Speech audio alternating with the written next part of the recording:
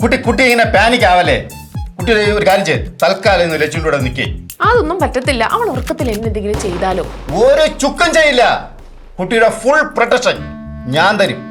അറിയാലോ, ഞാനൊരു സയന്റിസ്റ്റ് മാത്രമല്ല, ഒരു പട്ടാളത്തുകാരനും കൂടിയാണ്. You sure?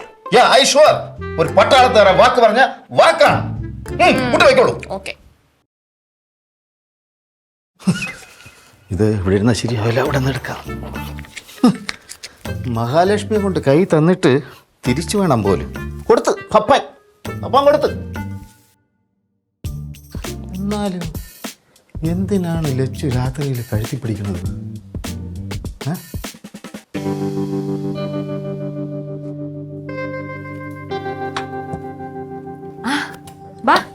ഞാൻ വെടിവെച്ചിട്ടുണ്ട്.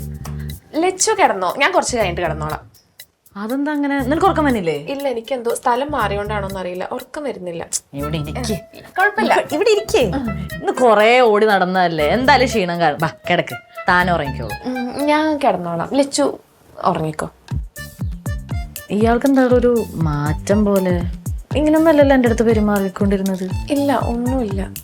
ഇയാൾക്ക് പനി വല്ലതും ഉണ്ടോ? ഇല്ല ഇല്ല, പനിയൊന്നുമില്ല. ഇല്ല ഇല്ല ഇല്ല ഇല്ല.